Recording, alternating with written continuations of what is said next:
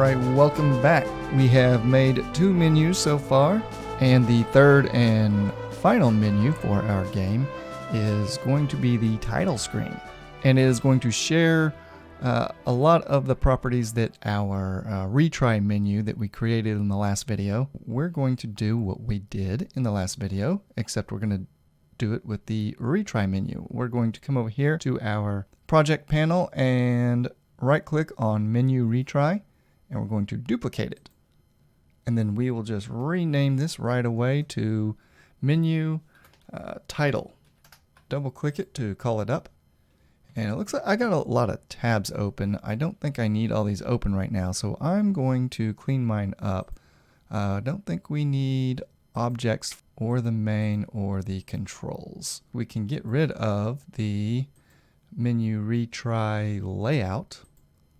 And then with the menu title selected, I want to associate a event sheet with this. And right now, because we duplicated it, its event sheet is the retry menu, but we need its own event sheet. So over here, I'm going to right click on the menus subfolder under event sheets and add new event sheet. And I will call this E_menu_title. And I'll double click to call that up. And then if we go back to our menu title layout, and we can go to its properties and change its event sheet from retry to title. Unlock our text layer, and I'm going to click on our level failed text, and I'm just going to delete it. We don't need it. I'm also going to delete the shadow that we created for it. When we cloned the retry text in the last video, we changed the text to quit, but we didn't rename it.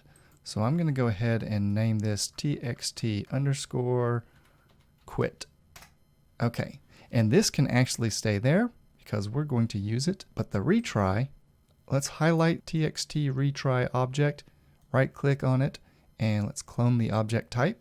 And then I will just place that up here. I'm going to get this position 180 by 351. Let's rename this txt_play.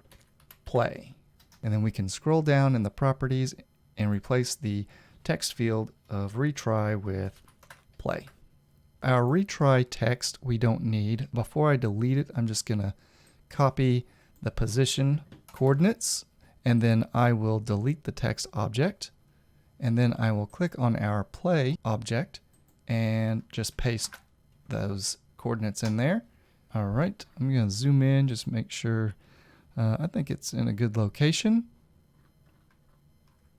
We can lock our text for right now and unlock our buttons. Earlier in our retry menu, we imported the blue button play over here in the project panel.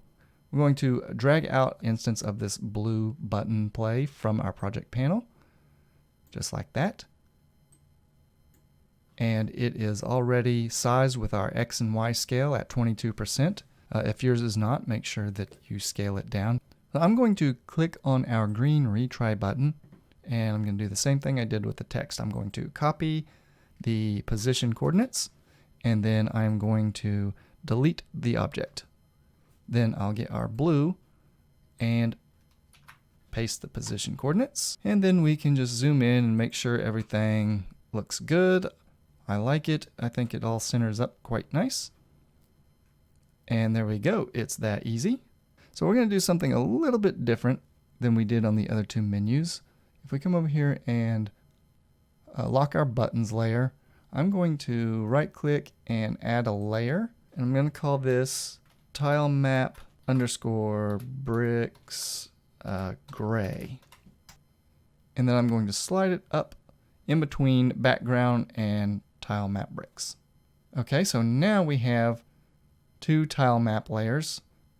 Turn off our tile map bricks. Our new layer, tile map bricks gray, should be the only layer that is unlocked. And in fact, we can turn these off so we don't see them either. Click on our tile map bricks gray layer, and then find your tile map sprites and drag in another copy of tile bricks tile map. And we have the same situation we did before. Get our selection tool and draw out a big square. Then grab our eraser tool and just erase everything on the tile map. Then we can click out of that and click on our tile map and come over here to size, and let's just resize this. I'm just going to punch in some numbers, something like that. And then I'm going to use the same coordinates we did with the others. And that was the X was -12 and the Y was 0. And if we zoom in, we can see the dotted outline of our viewport, that it matches up with that, except for right here, it goes 12 pixels off to the left, which will match when we turn our snap to grid on and stretch our tile map out. Now with our tile map highlighted and selected, I'm just going to paint the background, and I'm going to start in the lower corner, and I'm just going to draw up to, I don't know, maybe 3/4 of the way up, something like that. We can change that later. And then I'm going to unlock our other tile map, highlight that, activate it, get our selection tool, select an area, erase, and now we can see the gray brick behind it that we painted on. With my lighter brownish colored bricks, I'm going to just fill it in, and then with my pencil tool, I'm just going to kind of make a, I don't know, like a little top of a castle. Now with the pencil tool, I'm going to draw over here in our tile maps panel, I'm going to draw a square to highlight our window of this same light brown color. Just paint in a few windows. I'm going to go with that. Actually, I'll zoom in up here, and with our pencil tool, I'm going to round off our edges, just like we've done in other videos of painting on our tile map. Alright, makes it look a little bit nicer. So the idea is that you're seeing the outside of the castle, and then the dark gray brick through the windows is the inside of the castle. I'm done with that, so I'm going to lock the bricks, and I'm going to turn our buttons back on. I'll turn the text back on. And I'm going to create one more layer, add that to the top, and I'll call this title. And I'm going to drop it down below our fade layer. And with our title layer selected, I'm going to import the font that I used to make this title. This is a free font. I have included it in the assets folder. You can find that link in the description of every video in this series. I believe it is called Alt Caps. To get the font into our game, if we scroll down here to the bottom of our project panel, there's a fonts folder. If we right click on that folder, we can choose import fonts, and then it gives us this little box here on screen, and we can call up our folder that we have the font in, and I'm just going to click and drag the file onto the screen right where it says drag and drop files here, and I will release, and then it shows you that it has recognized it down here. We can just go ahead and import, and then it shows up right there in our fonts. If we come back on our layout screen and we double click and we scroll down and we pick our text object and we insert a new text object, click to place it. I am going to come up here and rename this txt_title. I'm going to give it a size of, let's say, 350 by 135. Nice and big. Scroll down to our properties, and we want the text to read our title, which I'm going to name this Castle Run. That's been the the theme of the whole series. So in all caps, I'm going to say Castle Run. And now we go down to our font here and we click this to change it. Normally I pick a font off this list that either comes with the engine or is on your local device installed. But then we have this other option that says, or pick a web font from this project. There it is. It's the Alt caps. I'm going to select that, hit OK, and it changes to our brand new font. So I'm going to change the size to 45. All right. I am going to change the color to red and maybe, there we go. Let's center this up horizontally. The vertical alignment, I'm going to stay with top. And the origin, I'm going to put right in the center so that we can center it. Scroll up to position. The X, I want to be 180. Let's see, the Y, how about also 180? Maybe down a little further. I got snapping on. I'm going to turn my snapping off. I'm going to go up. That's what I'm going to go with, right about there. My coordinates are 180 by 198. On this title layer, still highlighted, I'm going to double click to add a new object, and I'm going to come down here to tiled background. I'll pick that and I'll place it, and I'm going to change the size to 32 by 32, and then I'm going to pick a pure white color, then our fill tool, and I'm going to fill it. I'm going to rename this tile underscore title background. On my Z order, show my title active group, you can see the tile background is above our title, so it covers it. So I'm going to drag that below, and now it's behind it. Make sure snap to grid is off, and I will zoom in and pick my title background object, and I'm just going to stretch it out to make a background for the font. Let's move it out of the way. Control click, drag out a copy. There we go. Then I can move this back down, and my copy is on the Z order is above again, so I'm going to come over here and drag it below, and then we can move this into place and resize it. So I'm just eyeballing this, nothing professional going on. I'm going to pick my text object because I don't like that red. I'm going to drop the saturation down a little more, hit OK. I think that's a little more pleasing to the eye myself.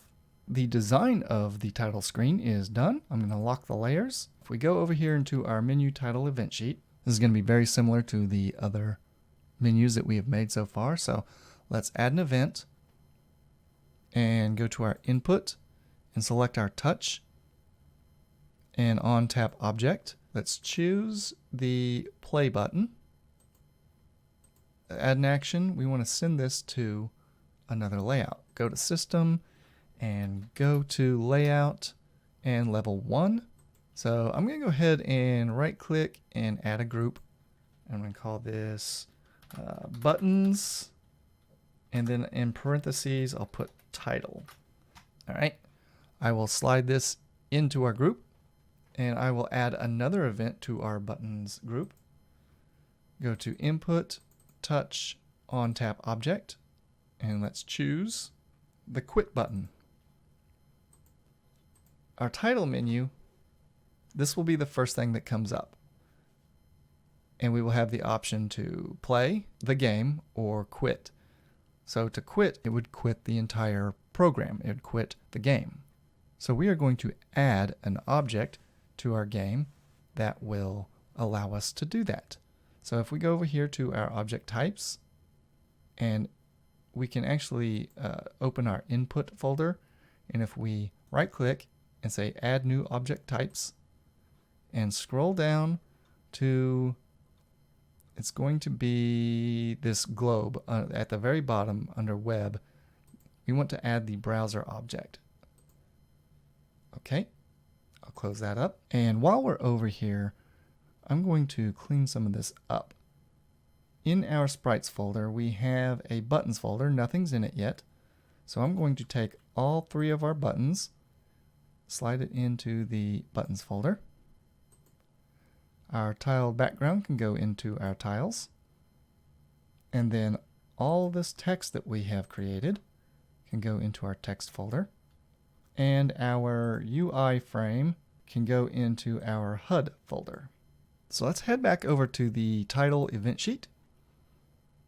And on our tap gesture of the quit button, add an action. Let's go into our input folder and select the browser object. And we can scroll down to the very bottom under window category. There's one called close. Select that while we have this browser object in our game. If this is being played on a mobile device, which is how it's set up graphically, I want to make use of some of the phones out there that still have back buttons. Let's add an event and go into our input, into our browser object. Scroll down to the mobile category, and it says on back button. This is triggered when the device's back button is pressed. And of course, not all devices have back buttons. I realize that, but that's why we have both the quit button and pressing the back button will do the same thing on the title screen. So I'm just going to highlight this and control click and drag out a copy down here, because that's going to do the same thing. One last thing I want to set up. I want to be able to fade in and fade out. Add an event outside of our group. So we have add event to buttons, and then we just have add event. I want to add an event, say system on start of layout, and then I'm going to drag this up above so it's the first thing. And then we can add an action, go to our functions, and call our fade in. And I will do 1 second of fade in. So as soon as the game loads, the first thing it's going to do is take 1 full second to fade into the title screen. And then when we go to play a level, I want it to fade out as it's going into the next level. So let's add an action, say functions, fade out. And I'm just going to do this one half a second. I think the transition time between screens should be a little shorter. Now, by using our fade function, we are running into the same problem that we would run into on our other menus. Over here on menu next, on our next button, we had to put in this variable to make sure that we could only press this button once. So we're going to have to do the same thing over on our title event sheet. So down here in this blank area, we can double click, say system, compare a variable of touch active, and as long as it is 0, which means no touch has been detected yet, add an action, system, set value of touch active to 1.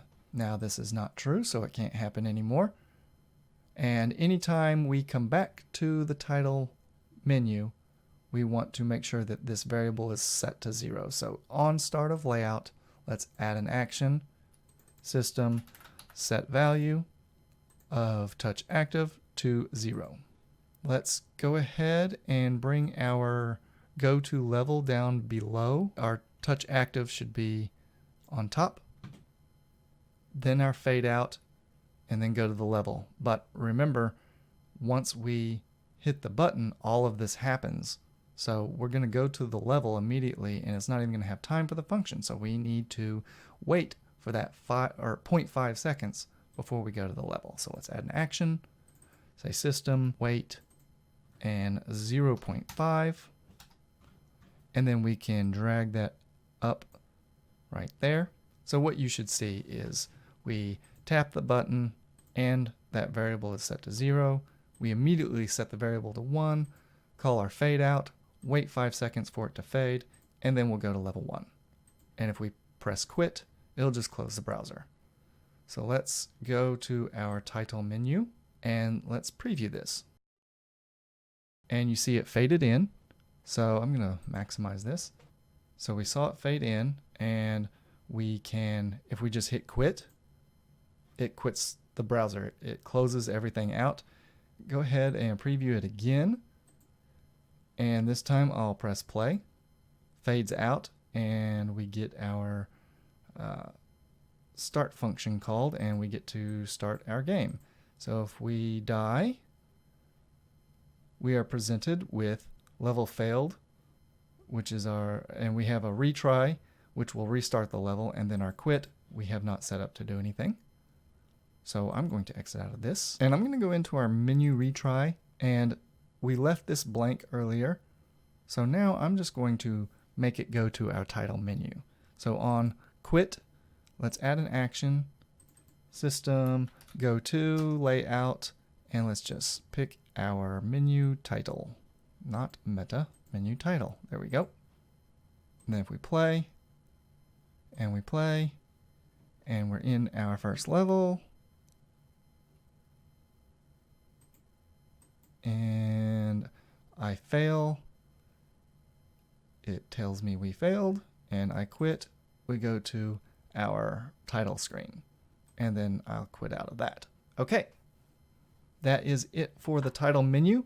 We will have many other things to add to this. Half of our save system will take place on the menu title event sheet.